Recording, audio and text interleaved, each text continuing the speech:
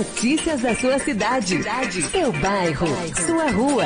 Tudo com o dinamismo da equipe da sua Rede Amizade. Está no ar. Prato feito. Prato feito. Prato feito. A informação bem servida para você. Na Rádio Amizade. Prato feito. Muito boa tarde. Está no ar o Prato Feito, aqui na programação da Rádio Amizade, também para você que já está chegando, já está nos acompanhando através de imagens no portal Leuv. Muito obrigado pela sua sintonia, muito obrigado pela sua audiência, pela sua companhia mais uma vez. Hoje é quinta-feira, meio-dia em ponto, 12 de julho. No ar, o Prato Feito, notícia, informação, entretenimento na medida, seu almoço sempre muito bem servido com notícias da sua região, do seu estado. As principais informações desta edição. Inadimplência cresceu 5,85% no primeiro semestre de 2018 em Bento Gonçalves. Bento registra abertura de mais de 800 empresas no primeiro semestre. Senacom poderá abrir processo contra distribuidoras de combustíveis. Procon de Caxias do Sul registra crescimento de atividades neste ano. Falta de leito em UTI pode ter causado morte de bebê de 10 meses em Caxias do Sul. Familiares reclamam do atendimento dado à criança no postão e também no Hospital Geral. Implantação do projeto Prato Solidário é pauta de reunião na Câmara de Vereadores em Farroupilha. Garibaldi realiza no próximo sábado feirão da campanha do agasalho. Mais de 5.900 itens foram arrecadados na campanha do agasalho deste ano em Carlos Barbosa. Prefeitura e Farmácia Municipal de Flores da Cunha estão com restrições no atendimento nesta quinta e também nesta sexta-feira. Assembleia premia jovens cientistas. Base do orçamento 2019 aprovada sem congelamento de salários. Campanha coíbe comercialização de alimentos vencidos. Programa Família Acolhedora se torna lei estadual. São informações da região, de todas as cidades da região, dos principais municípios da região aqui da Serra Gaúcha. Informações a níveis estaduais também. Na segurança pública, jovem de 19 anos sofre tentativa de homicídio em Bento Gonçalves. 2 pessoas são assaltadas no bairro Juventude e Cidade Alta em Bento. Polícia esclarece execução de mulher no bairro Desvio Riso em Caxias do Sul. No esporte, Juventude tem 2 dúvidas para confronto diante do Brasil de Pelotas. Caxias tem vaga confirmada na Série D ano que vem. Grêmio aguarda volante Maicon para definir time que enfrenta o Atlético Mineiro. Inter está perto de anunciar atacante e zagueiro como reforços para a sequência da temporada. E ainda, França e Croácia vão decidir a Copa do Mundo. Informações esportivas também aqui no Prato Feito. Muito obrigado para você que está sintonizado já na Rádio Amizade e também no Facebook. A informação bem servida para você. Prato feito na Amizade. 12 graus a temperatura. Vamos começar o nosso programa, a edição de hoje, sabendo dos fatos que marcaram a história do dia 12 de julho. Notícia. Informação. Entretenimento. Na Rádio Amizade. Prato feito. Prato feito. Você ouve agora Almanac RS Com. Almanac RS Com. A história passada a limpo. Hoje é o dia do engenheiro florestal. O santo do dia é São João Gualberto. A lua é minguante e o signo é câncer. Estamos no 193º dia do ano. O dia 12 de julho na história. Em 1904 nasce o poeta chileno Pablo Neruda, um dos mais importantes poetas da língua castelhana do século XX. Em 1944 é desmontado o acampamento nazista nazista de Auschwitz, onde 4.000 judeus foram assassinados na câmara de gás. Em 1950, chega às bancas a primeira edição de O Pato Donald, revista mensal que marcou o surgimento da editora Abril. Em 1980, Pelé é eleito atleta do século. Em 1990, o jornalista e ex-técnico da seleção brasileira, João Saldanha, morre em Roma durante a cobertura da Copa do Mundo. Em 1998, o Brasil perde a Copa da França por 3-0 para o time da casa. Frase do dia: você é livre para fazer suas escolhas, mas é prisioneiro das consequências.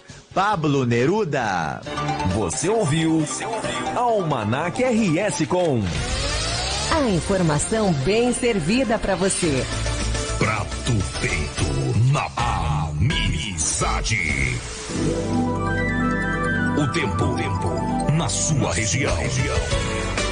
Página do Tempo na Rádio Amizade. 12 graus a temperatura neste momento, aqui na região da Serra Gaúcha, 80% é a umidade relativa do ar. Olha, temos informações que este frio, esse tempo frio assim, vai pelo menos até segunda metade de setembro. São as informações da previsão do tempo. Vamos ampliar a previsão para hoje, para amanhã, para os próximos dias, para o final de semana que está chegando. Dariano Moraes. Depois de uma madrugada com temperaturas negativas ou próximas a 0 grau e o amanhecer com formação de nevoeiro e neblina em diversos pontos do Rio Grande do Sul, o sol predomina e deixa o dia com temperaturas agradáveis, principalmente durante a tarde. Conforme a Metsul Meteorologia, a presença do sol provoca a elevação rápida da temperatura, bem mais do que nos últimos dias. Quadro este registrado em todo o território gaúcho. A capital do estado terá uma quinta-feira de tempo seco e as marcas ficam entre 5 e 18 graus. Aqui em Bento Gonçalves, depois de um amanhecer com cerração e geada em diversas localidades, o sol predomina e há aumento de nuvens no decorrer da tarde. A temperatura é variável entre 1 grau positivo e 16 graus durante o dia. À noite, a temperatura fica em 5 graus. Na projeção, a chuva retorna a partir de segunda-feira com baixos índices de precipitação. Da Central de Conteúdo do Grupo RS-Com, Dariano Moraes. Ok, obrigado, Dariano. O tempo na sua região. Página do Tempo na Rádio Amizade.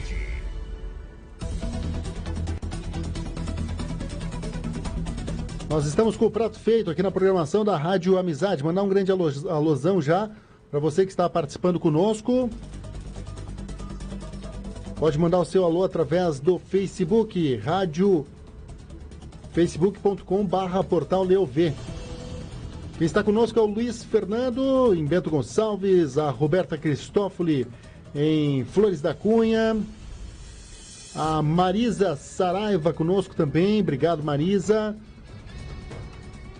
a Marilene Nunes, a Eliane Araújo, a Santa Marques de Oliveira também conosco, sempre conosco participando, a Rosemary Moreira conosco também, a Michele Cardoso nos acompanhando, o Liciomar Macedo em Caxias do Sul, a Joso Santos, obrigado pela audiência, obrigado pela companhia. Marcos Antônio Biel, Wilson Mendonça, Argil Alves dos Santos, Jonathan Silva, a Mara conosco também, o Ludíunio Grando, o Gilson, a Maria Helena dos Reis, a Vanessa de Lima, o Sérgio Brandão, Vinícius Boniatti conosco, Richard Garcia.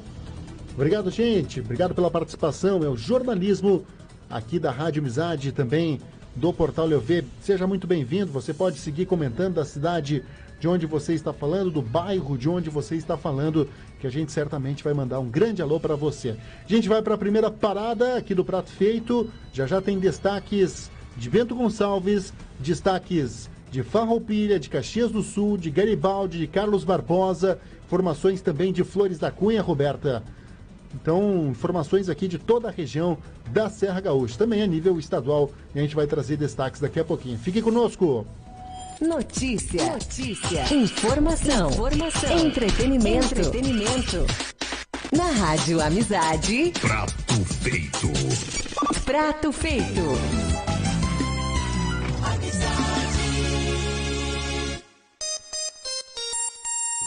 12h09, 12 graus a temperatura.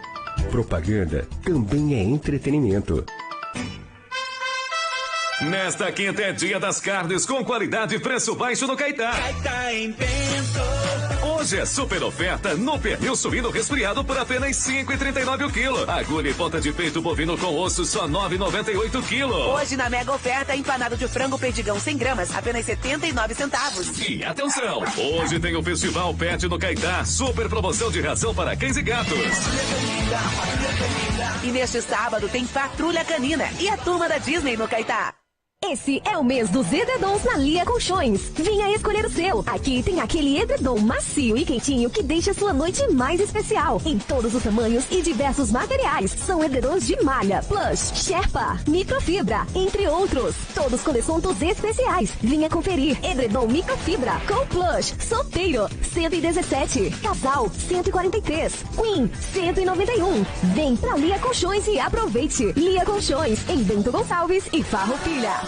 Amizade. Jornalismo na medida. Rádio Amizade. Prato feito. Prato feito.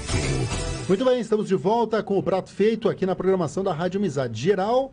A informação de Bento Gonçalves, onde a inadimplência cresceu 5,85% no primeiro semestre de 2018.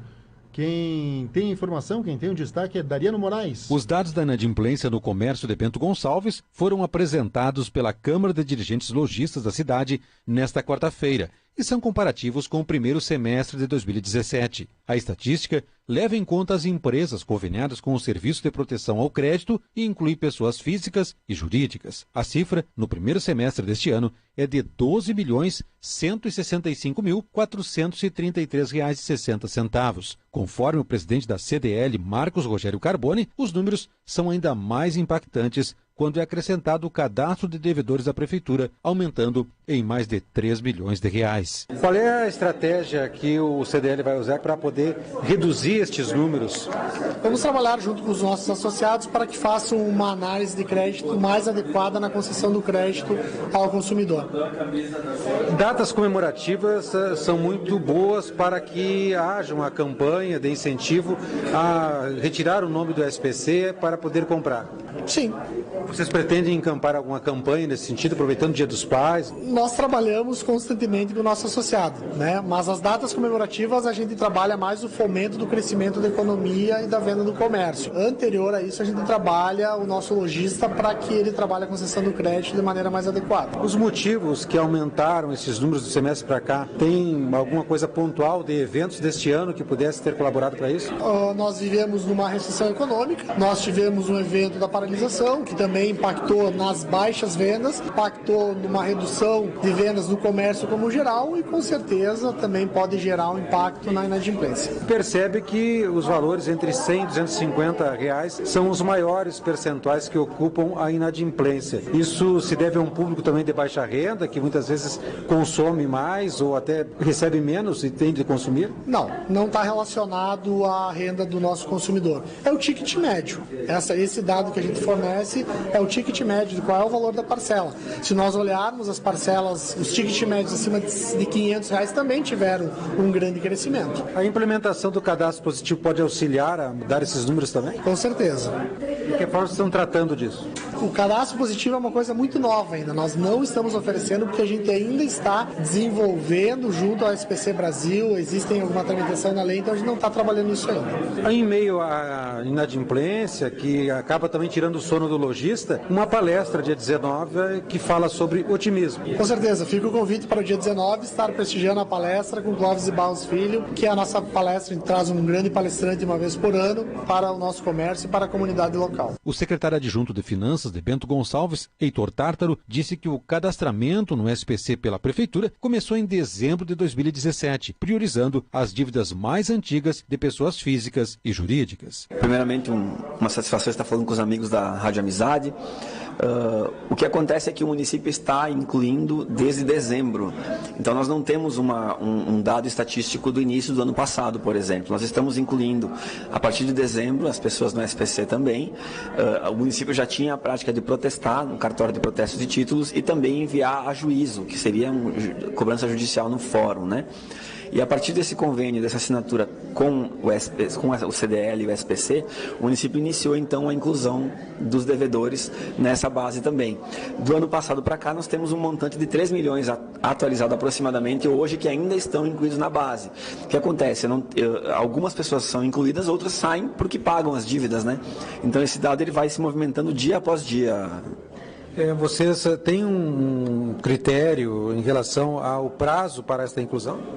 Na verdade, não existe um critério específico. Hoje, no município, nós estamos buscando as dívidas mais antigas, mas se a pessoa tem uma dívida antiga, por exemplo, de menos de 5 anos, e também tem uma dívida atual que venceu ontem, eu posso juntar essas duas e tornar uma certidão de dívida ativa incluída no SPC. Então não tem um critério específico, a não ser estar vencido, né?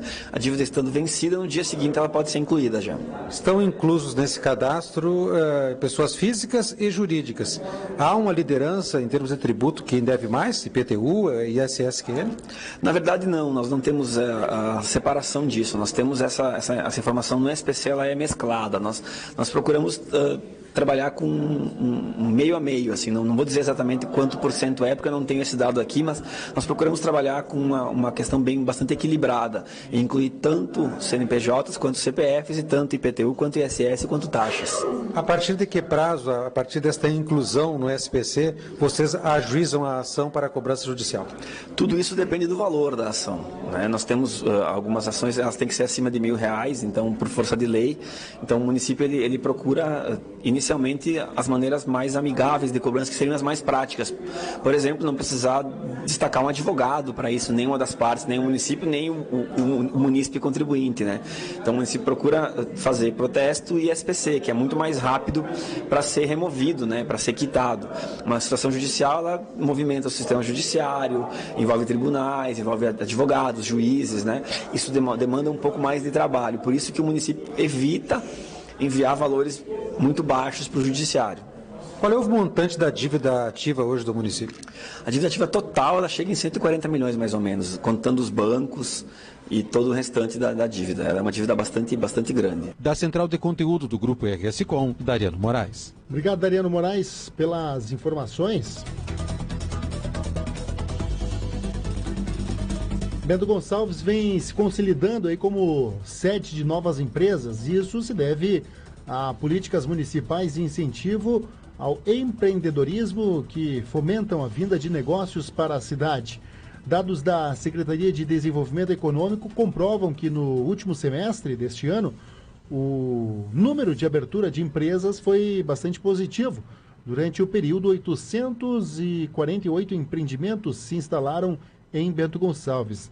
Dessas novas empresas, 554, ou seja, 65,33%, são do setor de prestação de serviços, 159, ou seja, 18,75% do comércio, e 58, ou seja, 6,84% do comércio com prestação de serviço, 56, 6,6% autônomos e 13, 1,53% indústrias, 6 indústrias com prestação de serviço e 2 agroindústrias. A Sala do Empreendedor, que é um local de assessoria gratuita para pequenas e médias e grandes empresas, visa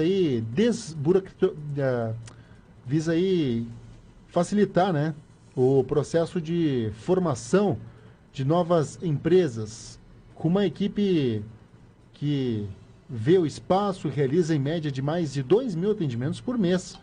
A Sala do Empreendedor, em Bento Gonçalves. São executados todos os processos necessários para a abertura de estabelecimentos. A Lei de Incentivo ao Desenvolvimento Econômico, número 6.012/2015, prevê isenção temporária de taxas e tributos para empresas já estabelecidas no município e que tenham projetos de ampliação, ou para empresas que optarem a se instalarem em Bento Gonçalves. Secom poderá abrir processo contra distribuidoras de combustíveis. Quem tem informação é Dariano Moraes. O PROCON de Bento Gonçalves está concluindo o trabalho de fiscalização motivado pela greve dos caminhoneiros e também na emissão da medida provisória 838, que prevê o desconto de 46 centavos no preço do diesel que deve ser repassado ao consumidor pelos postos de combustíveis. Conforme Tiago Duarte dos Santos, fiscal do PROCON em Bento Gonçalves, foi comprovado a partir da análise das notas fiscais de aquisição que alguns postos não receberam o preço com desconto devido, tendo de absorver parte do valor para não descumprir a medida provisória que obriga o repasse do desconto ao consumidor e prevê sanções aos postos de combustíveis. Esses dados da fiscalização serão repassados para a Secretaria Nacional do Consumidor, que poderá abrir processo administrativo contra as distribuidoras. Até o presente momento, nós notificamos a maioria dos postos da cidade. A grande maioria já apresentou os documentos que nós solicitamos, as notas fiscais de compra e de venda do diesel. E ainda estamos fazendo o relatório final com os dados que foram coletados. Existe alguma demanda em relação ao Senacom, em relação às distribuidoras? Sim, a Senacom, que é a Secretaria Nacional do Consumidor, na semana passada emitiu uma nota informando que está abrindo processo administrativo contra as distribuidoras, porque na análise do Senacom, e até numa análise prévia feita pela grande maioria dos PROCONs da Serra, nós constatamos que o desconto que chegaria até 0,46 centavos, conforme emitido pelo governo federal, não estava sendo repassado pelas distribuidoras. A própria reportagem percebeu num primeiro momento que alguns postos, no sentido de cumprir a medida e evitar alguma sanção, estavam absorvendo parte desse desconto para repassar ao consumidor. Isso também pode ser verificado, mas ainda assim em alguns postos, não pela maioria. Quer dizer, os proprietários, na verdade, de postos de combustíveis estão sendo tão vítimas quanto os próprios consumidores no momento em que eles não recebem o desconto devido. Nesse caso, sim. Nesse caso, a gente pode afirmar isso. Até porque dentro do preço, na composição do preço final, a margem que os postos de combustíveis acabam acrescentando ao valor e que chega ao consumidor é uma margem que ela varia de 8% a 9% sobre o valor total. Em alguns casos, a gente pode verificar que nem essa margem eles não estavam aplicando. Qual é a orientação que vocês dão para os consumidores no pós-crise combustível? Pós-crise combustível é sempre pesquisar.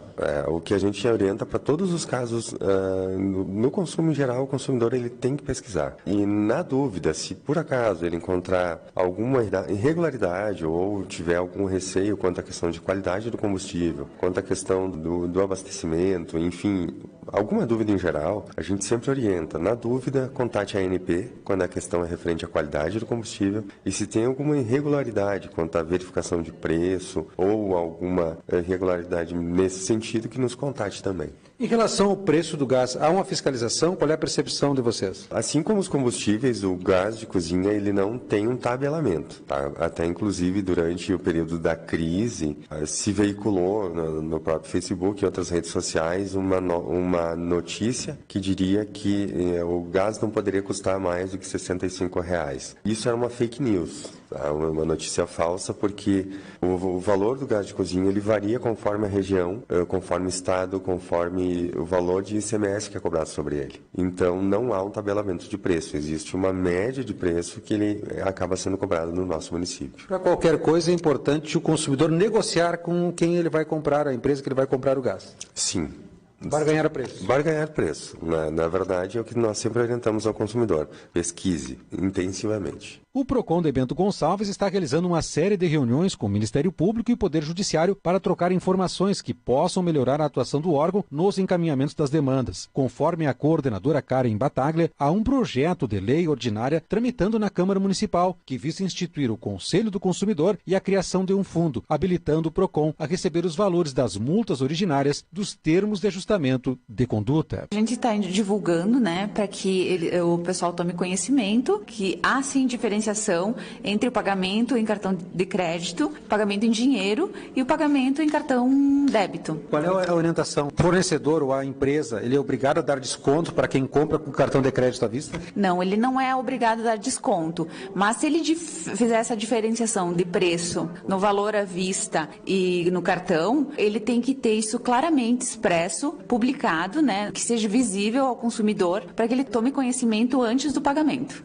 A gente percebe aqui que há muitas demandas que vocês fazem a parte administrativa de contato com fornecedores, fabricantes, enfim, e a partir de um determinado momento, como se esgota esta fase em caminho para o Poder Judiciário. Há uma sobrecarga para o Poder Judiciário, em função do que vocês não conseguem, de repente, administrativamente resolver essa demanda? Não é grande demanda para o Judiciário. Tem coisas da esfera civil que o Juizado Especial Civil não tem como entrar com a ação, né? Eles não têm como, eles mesmos, fazer o protocolo dessa ação, enfim. Então, o indicado, para alguns casos, ou é procurar um advogado particular ou um defensor, em alguns casos, né? Até mesmo o SAJU. O que mais eles fazem? Lá, títulos executivos, cobrança de cheque, porque eles não têm também tanto pessoal disponível para montar essas ações, né? Até o conhecimento eles têm, porque são todos formados em direito, só que eles estão restritos, então, a títulos executivos. As demandas coletivas, direito difuso, vocês costumam também contatar com o Ministério Público para que haja uma demanda a partir do Ministério Público? Sim, nós temos uma relação muito boa com o Ministério Público e quando a ação é coletiva, sim, o Ministério Público ele é bem atuante, daí a gente trabalha em contato com eles. No caso das multas, pode reverter tanto para o fundo, né, como para outros setores que beneficiem os consumidores. Vocês já têm um convênio firmado nesse sentido? Não, no momento até a gente não tem. A gente tem um projeto de lei que está na Câmara de Vereadores, a gente está aguardando a votação dele. Esses termos, os TACs, né, que eles falam, termo de ajustamento de conduta, quando gera alguma multa, algum auto de infração, a gente não tem esse valor disponível ao município. Normalmente esse valor vai para o PROCON estadual, RS, ou para alguma outra entidade. Isso seria muito importante vir para o nosso município para nós estruturar mesmo o PROCON. Não só estruturar em termos físicos, mas também gerar ações educativas. Exatamente, isso. Esse é um objetivo nosso aqui, da nossa coordenação, em gerar ações educativas mesmo ao consumo, ao consumidor, até mesmo ao próprio fornecedor. Da Central de Conteúdo do Grupo RS Com, Dariano Moraes. Obrigado, Dariano Moraes. O PROCON de Caxias do Sul registra crescimento de atividades no primeiro semestre de 2018 com relação ao mesmo período de 2017. O destaque maior fica para a área de fiscalizações, com quase 44% do aumento de ações. O jurídico apresenta acréscimo superior a 14,5% de operação. Além disso, o órgão também registra crescimento de quase 12% dos atendimentos. A elevação do índice de atividades seria o resultado de uma série de fatores que se tornam aí o trabalho do PROCON mais eficaz e também necessário. A coordenação do centro considera que mudanças organizacionais geram aí ganhos em produtividade. Também se destaca a maior ênfase das fiscalizações. As medidas tomadas teriam sido cruciais antes do cenário político e econômico, que afetam diretamente nos consumidores. A proteção dos direitos se torna mais uma demanda. O objetivo do PROCON é que a cobertura das atividades se torne cada vez mais completa. Para que isso ocorra, a estratégia é o investimento em tecnologia. Um dos planos é a criação de um aplicativo para celulares. O mesmo possibilitaria denúncias de abusos de forma rápida e prática. A expectativa é que o mesmo seja lançado até o mês de março de 2019 em Caxias do Sul. PROCON de Caxias do Sul, então, registrando crescimento de atividades neste ano. Está sendo estudado em um aplicativo para celular que vai possibilitar a denúncia de abusos, de preços abusivos, de uma forma bem rápida, bem prática. E a expectativa é que seja lançado até março de 2019, até março do ano que vem. Quero mandar um grande alusão para Daniela Lopes, que está conosco em Bento Gonçalves. A Ana Bach está conosco em Bento Gonçalves também. A Cibele Trimé em Bento Gonçalves. A Aline Dornelles em Caxias do Sul. O Gilmar Camargo também está conosco em Caxias do Sul. Gilmar em Quiapé, ele que é vigilante na Eletrosul, da Sexta Légua, sempre ligado nas notícias. Obrigado, Gilmar Camargo, sabendo das notícias aqui da Serra Gaúcha. Obrigado, gente. A Nathalie Chen em Bento Gonçalves, a Rosângela Conce em Garibaldi, diz que está de aniversário. Parabéns, Rosângela Conce. O André Zic em Bento Gonçalves. Obrigado, André Zic, mais uma vez. O Ivânio Bondim está conosco também. Obrigado pela audiência, obrigado pela companhia. Falta de leito em UTI, uma matéria que nós vamos trazer agora aqui. O Ricardo de Souza acompanhou essa matéria em Caxias do Sul, onde a falta de leito em UTI pode ter causado a morte de um bebê de 10 meses. Os familiares estão reclamando do atendimento dado à criança no postão 24 horas e também no Hospital Geral. A morte do menino Taylor Terra da Fonseca, de 10 meses, voltou a levantar questionamentos sobre a saúde pública em Caxias do Sul. Nesta semana, a mãe do menino, Maiara Martins Terra, publicou um relato no Facebook, no qual reclama do atendimento dado ao filho no postão 24 horas e no Hospital Geral. A criança morreu na madrugada da última segunda-feira, vítima de uma bronquiolite grave. Conforme o relato da mãe, os dois chegaram no postão 24 horas às 21 horas e 30 minutos da última sexta-feira. O menino foi levado à casa de saúde porque, segundo ela, estava com dificuldades para respirar e já tinha um histórico de problemas respiratórios. Ele foi avaliado e recebeu oxigênio. Sem demonstrar uma melhora no quadro, Taylor foi transferido para o Hospital Geral na manhã seguinte. Lá, ele continuou recebendo oxigênio e não foi transferido para uma unidade de tratamento intensivo, uma UTI, por falta de leitos. Somente no domingo, um leito de UTI foi liberado no Hospital do Círculo, mas o menino não resistiu a 2 paradas respiratórias e acabou morrendo durante a madrugada de segunda-feira. A mãe reclama que tanto a equipe de enfermagem do postão quanto os médicos do Hospital Geral não diagnosticaram o caso com a gravidade que deveriam. Para o avô do menino, José Carlos da Fonseca, de 48 anos, houve negligência no atendimento da criança. Na tarde de ontem, Fonseca e outros familiares de Taylor estiveram no plantão da Polícia Civil, onde registraram um boletim de ocorrência solicitando a investigação das circunstâncias da morte do menino. Na sua opinião, houve negligência médica ou erro médico? Tenho com a maior certeza do mundo que quem matou meu neto foi o posto. Começou a matança no postão e depois o geral acabou, que mandaram pro Círculo, mas do Círculo eu não tenho queixa nenhuma porque nós vimos todas as correrias deles para tentar salvar o nenê, mas ali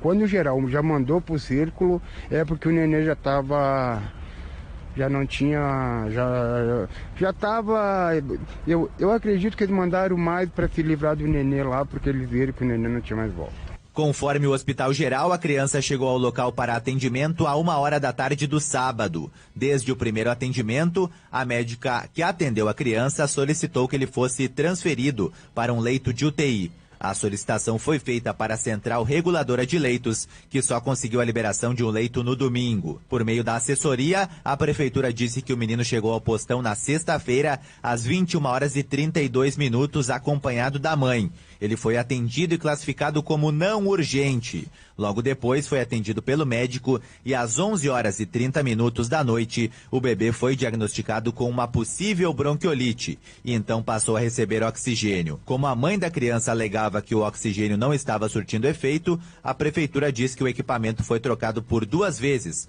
antes que Taylor fosse transferido ao Hospital Geral. Na nota, a prefeitura diz ainda que não será aberta nenhuma investigação sobre o caso, justamente porque a conduta dos profissionais teria sido adequada. Da Central de Conteúdo, Ricardo de Souza. Muito obrigado, Ricardo de Souza, pelas informações de Caxias do Sul. Nós vamos a Farroupilha, porque a implantação do projeto Prato Solidário é pauta de uma reunião na Câmara de Vereadores.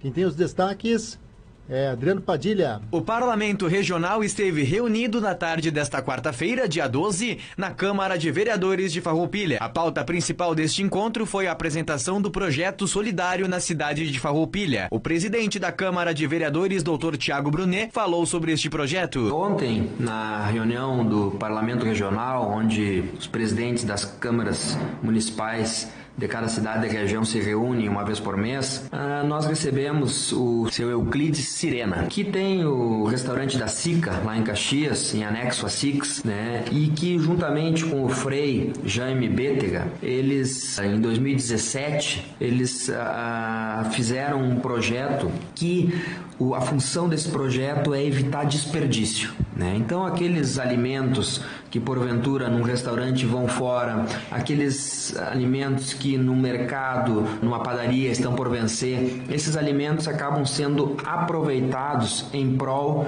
dos menos favorecidos, em prol daqueles que por algum motivo têm dificuldade de conseguir os seus mantimentos e sua alimentação. Brunet salientou que em Caxias este projeto favorece 111 instituições, dentre elas creches e contraturnos. Também comentou sobre a ideia para Farroupilha. No município de Farroupilha, eu venho pensando, né, nós temos aí a Casa Lar, nós temos Casa das Borboletas, nós temos Fazer Esperança, nós temos então contraturnos, creches, nós temos instituições que muitas vezes, se nós conseguíssemos, né, fazer com que esse projeto também fosse viável no município de Farroupilha, o que nós íamos fazer? Que essas instituições, o dinheiro que eles gastam com os mantimentos, com comidas, fosse destinado a outras situações, né? Que a gente sabe que essas instituições também muitas vezes têm problemas financeiros. Então, eu acho que esse projeto é um projeto interessante, importante e por isso já na próxima segunda-feira estou encaminhando como sugestão de projeto ao Executivo. É importante frisar que este projeto passará pela aprovação do Executivo, pois haverá custos como veículos, gasolina, deslocamento, e a experiência já realizada em Caxias do Sul é muito positiva para que este projeto seja aprovado e dê certo. Da Central de Conteúdos do Grupo RS Com, Adriano Padilha. Obrigado, Adriano Padilha, pelas informações de Farroupilha.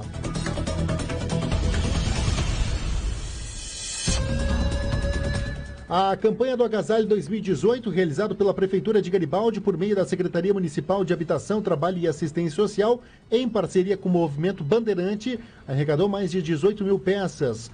Parte desses itens foi comercializada sábado passado a preços simbólicos de R$ 1 a R$ 10. Neste sábado, no próximo agora, dia 14, haverá mais uma edição do Feirão, na União de Moços Católicos, das 8 às 16 horas. O Movimento Bandeirante, que organiza o brechó, destinará a renda arrecadada a causas sociais em Garibaldi. Nós estamos com o prato feito aqui na programação da Amizade, também no Facebook do Leo V. A campanha do agasalho deste ano em Carlos Barbosa aconteceu de 8 a 29 de julho e arrecadou 5.960 peças, demonstrando mais uma vez a solidariedade da comunidade barbosense. Assim, foram entregues ontem 3.560 peças para o Movimento Assistencial Barbosense. A entidade está localizada na Rua Buarque de Macedo, no bairro Centro, e possui o objetivo aí principal de atenção à família, seus membros e indivíduos mais vulneráveis, visando o fortalecimento do convívio familiar, o desenvolvimento da qualidade de vida da família na comunidade. Dessa forma, no local, diariamente a comunidade pode deixar suas doações. Além disso, em campanha realizada pela Escola Estadual de Ensino Fundamental Carlos Barbosa, organizada anteriormente uma ação promovida pelo Estado, 2.400 peças foram arrecadadas, as quais já foram encaminhadas para o Presídio Estadual de Bento Gonçalves, onde alguns dos apenados são oriundos de Carlos Barbosa. O atendimento nesta quinta e sexta-feira, dias 12 e 13, estão com alterações na Prefeitura de Flores da Cunha e também na Farmácia Básica Municipal, junto ao Centro de Saúde. O motivo é uma atualização do sistema de informática e também de dados internos. Na Prefeitura, os serviços que não estão em funcionamento são contabilidade, arrecadação, consulta global, protocolos, frota, multi 24 horas, solicitações de materiais, tesouraria e também compras. Além disso, algumas funcionalidades do Portal da Transparência, como requerimentos e consultas, também não estão disponíveis. Já na Farmácia Municipal, localizado no Centro de Saúde Irmã Benedita Zorzi, durante esses 2 dias, os profissionais vão poder realizar apenas a dispensa de receitas que contenham tratamentos de uso de imediato e urgente, bem como medicamentos gerais de uso contínuo para tratamento, por exemplo, de hipertensão, diabetes, entre outros, exceto os medicamentos de controle especial. A farmácia de medicamentos especiais funcionará normalmente, pois, independente do sistema do município, o funcionamento dos serviços retorna à normalidade em Flores da Cunha na próxima segunda-feira, dia 16. Assembleia premia jovens cientistas. Christian Costa. O presidente da Assembleia Legislativa, o deputado Marlon Santos, do PDT, entregou o prêmio Jovem Cientista aos estudantes classificados nos 3 primeiros lugares, na 29ª Mostra Internacional de Ciência e Tecnologia.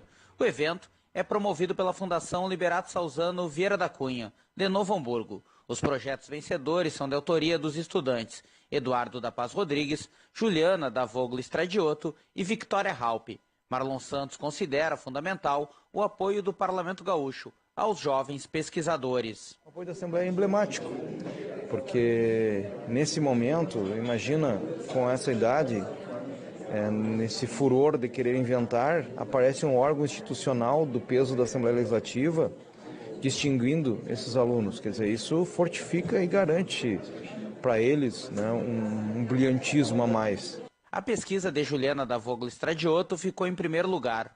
A jovem de 18 anos é aluna do Instituto Federal de Educação, Ciência e Tecnologia do Rio Grande do Sul, Campus Osório. O projeto dela foi sobre o tratamento de efluentes por meio de resíduos agroindustriais. Ele visa promover um método alternativo de tratamento de efluentes têxteis. Então, o que são esses efluentes têxteis? Quando a gente tinge as peças de roupa na indústria, boa parte dos corantes não se fixa nas fibras têxteis e acaba indo junto com a água. E aí é necessário fazer um tratamento antes de despejar esses efluentes nos meios aquáticos. Inclusive, faz uns 10 anos mais ou menos que a gente teve um grande desastre ambiental na região do Vale do Rio dos Sinos. Acho que chegou a 200 toneladas de peixes mortos da noite para o dia por causa desse lançamento de efluentes sem o tratamento prévio. Victoria Halpe, de 21 anos, ficou em terceiro lugar.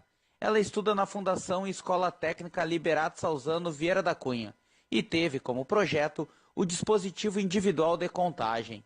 Victoria enaltece o papel que a pesquisa tem na vida dela. Pesquisa para mim sempre foi uma fonte de inspiração. Então, desde nova, eu sempre busquei muito a pesquisa como algo que pudesse me levar à frente. E, para mim, a pesquisa é algo que faz a gente mover o mundo, como o professor falou antes, né? E é através da pesquisa que a gente consegue solucionar problemas. Nem sempre serão problemas grandes, são problemas pequenos no nosso dia a dia que vão agregando conteúdo na nossa vida. O Prêmio Jovem Cientista foi criado em 2009. Ele visa reconhecer e incentivar as pesquisas científicas e tecnológicas desenvolvidas por alunos de escolas de ensino médio e da educação profissional de nível técnico do Rio Grande do Sul. Além do diploma, os alunos recebem passagem e estadia para participar da reunião anual da Sociedade Brasileira para o Progresso da Ciência. O evento acontece entre os dias 22 e 28 de julho, em Maceió. O tema deste ano é Ciência, Responsabilidade Social e Soberania. De Porto Alegre, Christian Costa. Ok, obrigado Christian Costa pelas informações direto de Porto Alegre da Assembleia Legislativa. Mandar um grande alusão aí para o Rodrigo Fernando Crespim, grande Rodrigo, ele que falou aqui conosco, deu entrevista, a gente rodou inclusive em vídeo, falando da inauguração aí da 10ª Pizzas no bairro Santa Marta, em Bento Gonçalves, especializada aí já em teleentregas no município, inaugurou um novo local para a zona sul aqui de Bento Gonçalves, no bairro Santa Marta, local bem estratégico. Obrigado, Rodrigo Fernando Crespim, da 10ª Pizzas. Obrigado mais uma vez pela audiência, pela companhia.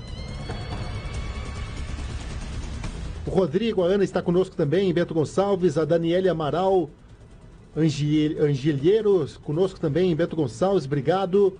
O Cláudio Bertelli conosco aqui na região, a Daniela Lopes em Bento Gonçalves, a Ana Bach, a Cibele Tremenha, a Aline Dornelles conosco em Caxias do Sul, o Gilmar Camargo em Caxias do Sul, na Sexta Légua, ele que é vigilante trabalhando, então acompanhando as notícias.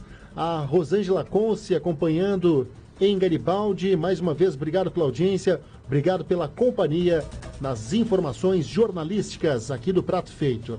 Base do orçamento 2019 é aprovada sem congelamentos de salários. Fernanda Wenzel. O Congresso Nacional aprovou nesta quarta-feira a LDO, Lei de Diretrizes Orçamentárias, que serve de base para que o governo federal elabore o orçamento do ano que vem.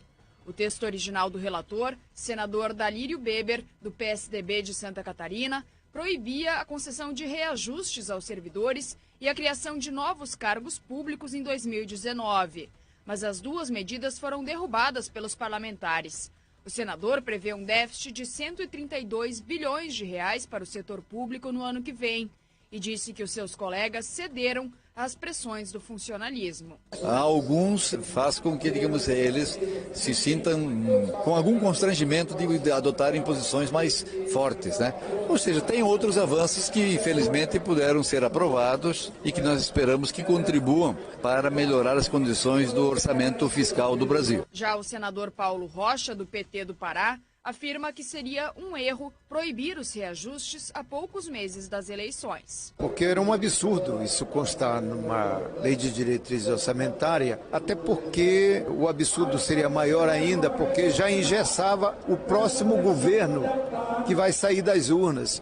Então, acho que foi uma vitória não só para a oposição, mas uma vitória para os próprios servidores públicos e para o serviço público de modo geral. O texto do relator previa ainda um corte de 10% nas despesas de custeio da administração pública, medida que também acabou sendo derrubada pelos parlamentares. Entre as medidas de redução de gastos que permaneceram na LDO está a proibição da concessão de novos incentivos fiscais. Está permitida, no entanto, a prorrogação dos benefícios já existentes por um prazo de 5 anos, desde que com redução de 10% do valor. Com informações de Brasília, Fernanda Wenzel. Ok, informações de Brasília, Fernanda Wenzel. Obrigado mais uma vez pelas informações. Campanha coíbe comercialização de alimentos vencidos. Priscila Pasco. Voltar do supermercado e encontrar uma mercadoria com data de validade vencida nas sacolas ainda é uma situação comum entre os consumidores. É para incentivar o cliente a ser o principal fiscal dos produtos que programas de conscientização são fomentados. A campanha De Olho na Validade, por exemplo, criada em 2012 no Rio Grande do Sul, dá o direito ao consumidor de pedir uma unidade nova, gratuitamente, caso ele encontre alguma mercadoria com o prazo de validade vencido antes mesmo da compra. A promotora de justiça, Caroline Vaz, alerta que a reclamação do cliente aos órgãos de fiscalização, como o PROCON, a Vigilância Sanitária e até mesmo o Ministério Público, colabora para que os estabelecimentos comerciais sejam notificados. O consumidor ele tem também as suas obrigações, seus deveres, principalmente quando ele busca o seu direito no estabelecimento comercial mesmo e não é atendido, então ele tem que procurar os órgãos de fiscalização. Apesar de parecer no início o custo-benefício não valer a pena pelo valor pequeno do produto, mas aí nós também não temos os indicadores, nós não temos a visibilidade dos problemas. Uma prática comum de supermercados é a de redução dos valores dos produtos alimentícios, cuja validade está próxima do vencimento. Nestes casos, é importante que o consumidor fique atento, como alerta Caroline Vaz. Se o produto está de alguma forma abaixo do preço praticado, alguma coisa há. Então, verificar prazo de validade, se ele está a um dia na iminência de vencer, saber que não deve comprar um estoque grande, não deve adquirir um estoque grande, porque no dia seguinte o produto já não poderá mais ser consumido. A devolução do produto vencido já era garantida pelo Código de Defesa do Consumidor depois da compra. Mas a ideia da campanha De Olho na Validade é que o consumidor fique atento ao processo de compra e garanta a mercadoria na validade antes do pagamento. Atualmente, para pedir um novo produto, é preciso pagar o item vencido antes. A campanha De Olho na Validade reúne, além do Ministério Público, o PROCON e a Associação Gaúcha de Supermercados. Agência Rádio Web. De Porto Alegre, Priscila Pasco. Ainda informações, programa Família Acolhedora se torna lei estadual. Rafael Ferri. O programa Família Acolhedora agora é lei estadual. Ele é uma alternativa ao acolhimento institucional. A iniciativa permite que crianças e adolescentes afastados das famílias biológicas por medida de proteção sejam encaminhados para um lar transitório. Esta é uma opção aos abrigos tradicionais. Nesse caso, os jovens recebem atenção individualizada, carinho, amparo e afeto de uma família família de verdade. Criado em Santo Ângelo, o projeto teve início em 2012. Idealizador da ideia, o juiz Luiz Carlos Rosa, titular do Juizado da Infância e Juventude da comarca local, lembra que 70% das crianças e adolescentes da cidade estão acolhidas pelo programa, enquanto 30% segue recolhida em abrigos. Já passaram pelo acolhimento familiar 51 crianças e adolescentes, vários encaminhados à adoção e outros que retornaram à sua família de origem. A criança fica com uma família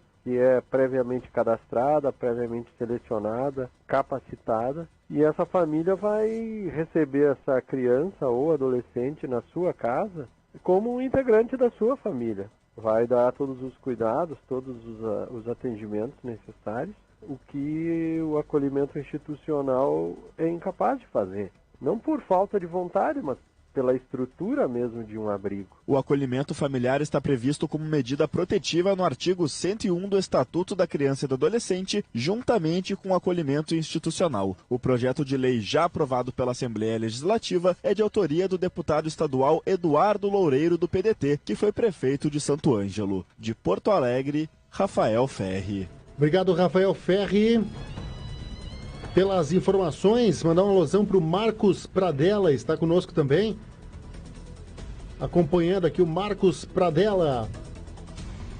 Vamos ver se eu rodo aqui, ó, pra gente falar aqui, ó.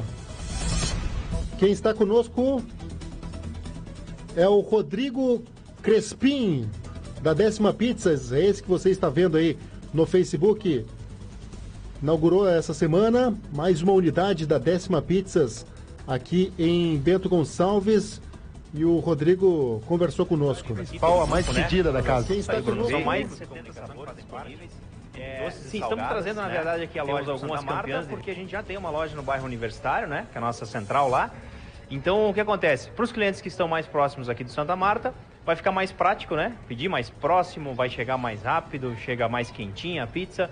Mas tem a opção, claro, né? A gente atende toda a cidade, ligando tanto aqui quanto lá no Universitário, vai ser direcionado para fazer o atendimento da pizza. Bom, mas tá aí o Rodrigo Crespim para você. A gente vai para o intervalo, daqui a pouquinho tem mais notícias, mais informações aqui no Prato Feito. Notícia. Informação.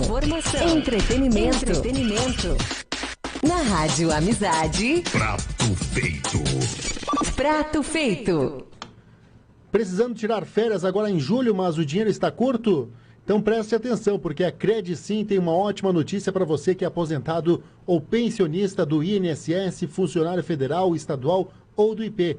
O seu crédito pode ser liberado em até 24 horas com taxa de apenas 1,99% ao mês. Então, está esperando o quê?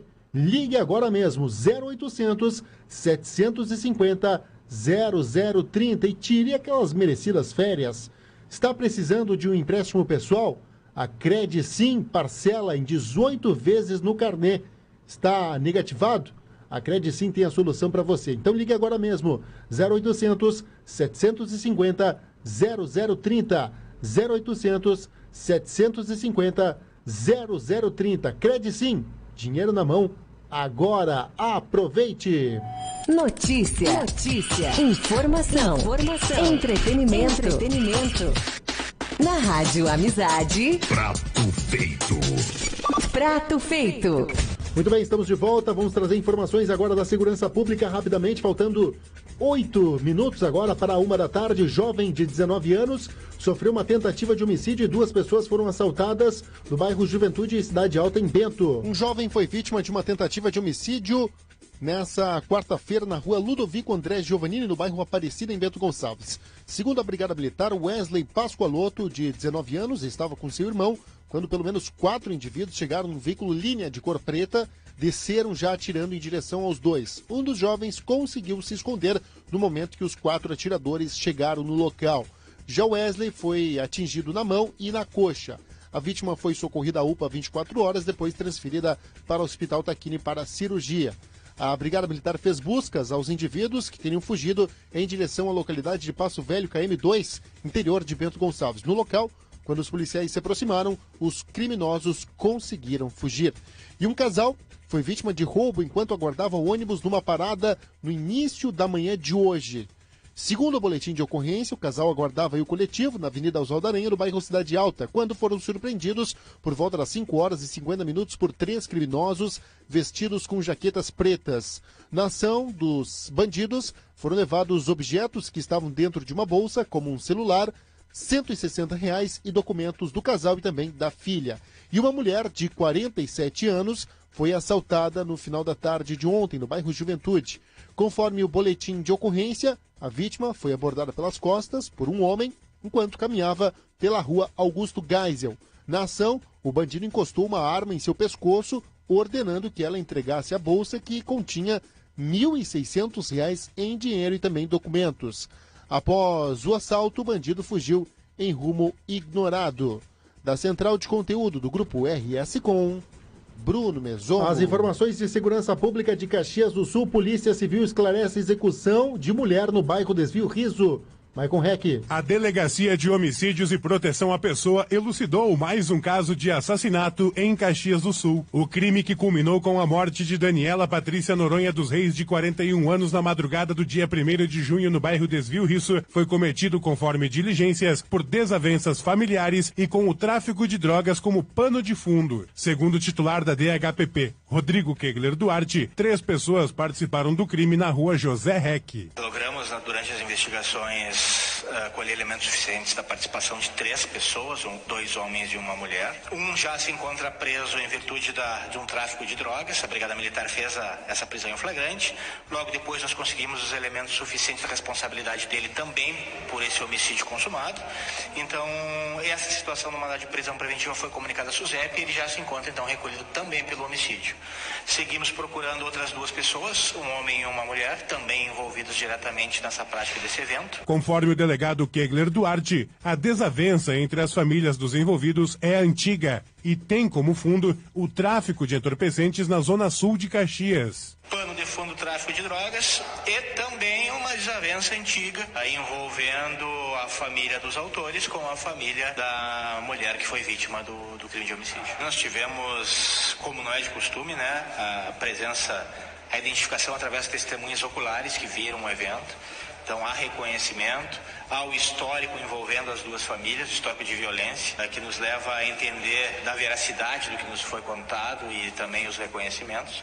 E em virtude disso nós solicitamos as prisões preventivas, o Poder Judiciário e o Ministério Público entenderam que os elementos de prova são suficientes no indicativo de autoria e por isso foram expedidos os mandados. Conforme informações da Polícia Civil, a execução da mulher seria uma vingança oriunda da morte de Alcimar Fim, o Juruna, em 25 de junho de 2015 no bairro Montes Claros, resultantes das disputas entre as famílias. Os agentes da Polícia Civil cumpriram 4 mandados de busca e apreensão e 2 de prisão preventiva em uma área verde de invasão no Desvio Riso na manhã desta quinta-feira. A não localização dos acusados do crime, um homem e uma mulher, os transformam agora em foragidos da justiça. O terceiro envolvido no assassinato de Daniela Patrícia Noronha dos Reis, um jovem de 22 anos, está recolhido no sistema penitenciário e já foi comunicado sobre o fato. Lembrando que a mulher foi encontrada caída na rua João Reck em frente a um veículo Kia agentes de cor preta. De acordo com a polícia, os autores do crime estavam a bordo de um Fox, também preto, e passaram por ela atirando. Diversos disparos foram efetuados contra a vítima e um deles atingiu a cabeça de Daniela, que morreu no local. Ao menos um dos tiros que atingiu a vítima veio de uma espingarda calibre .12. A mulher estava acompanhada do filho de 12 anos e havia recém saído de um centro de Umbanda no início da madrugada. Segundo a Polícia Civil, o tiro fatal teria sido desferido pela, agora,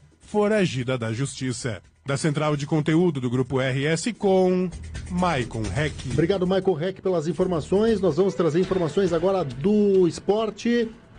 Informações da dupla Caju, Ricardo Gatelli. Depois da eliminação na Série D, o Caxias segue com futuro indefinido.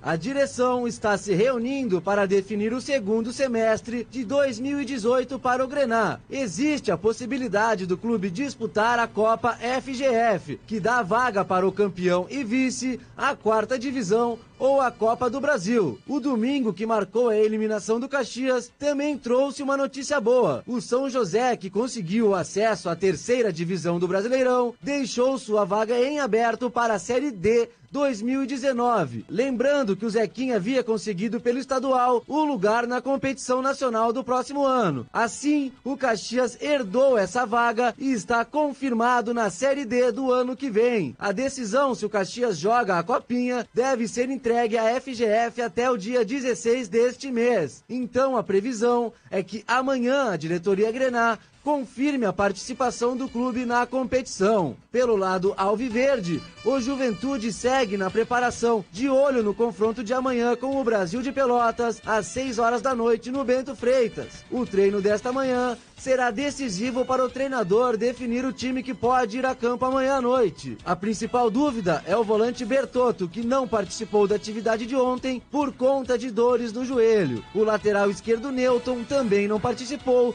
e é dúvida para a partida. O zagueiro Wagner, recém-chegado, já treinou com o grupo, mas ainda não está regularizado junto à CBF. O setor ofensivo é o que apresenta mais opções ao treinador Julinho Camargo. Ricardo Jesus e Elias saem na frente na disputa pela titularidade, mas Guilherme Queiroz também pode aparecer.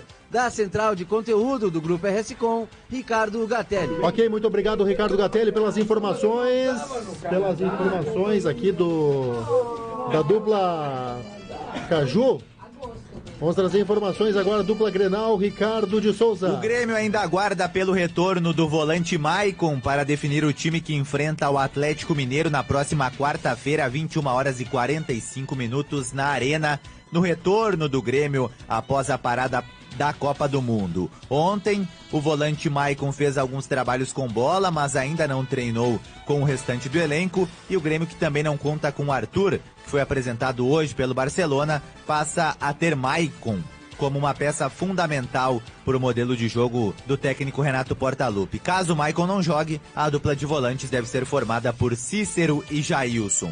O Grêmio também se mantém atento ao mercado, porque nos próximos dias deve receber uma proposta oficial pelo meio-atacante Luan. A Lazio da Itália e um clube russo já teriam acenado com a possibilidade de pagar mais de 20 milhões de euros pelo meio-atacante do tricolor.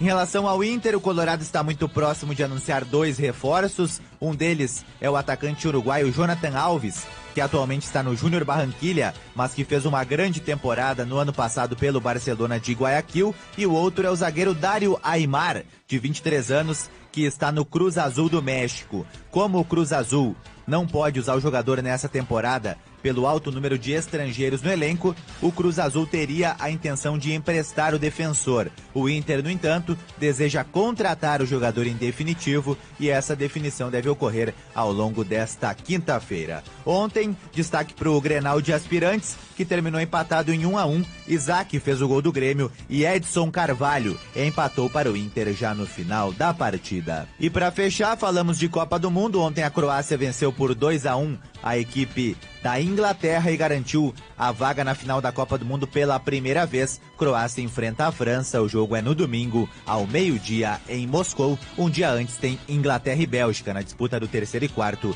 jogo às 11 horas da manhã do sábado. Da Central de Conteúdo, Ricardo de Souza. Obrigado, Ricardo de Souza, pelas informações da dupla Grenal, direto de Caxias do Sul, nas férias do Arthur Cipriani. Vem aí o programa Sem Nome.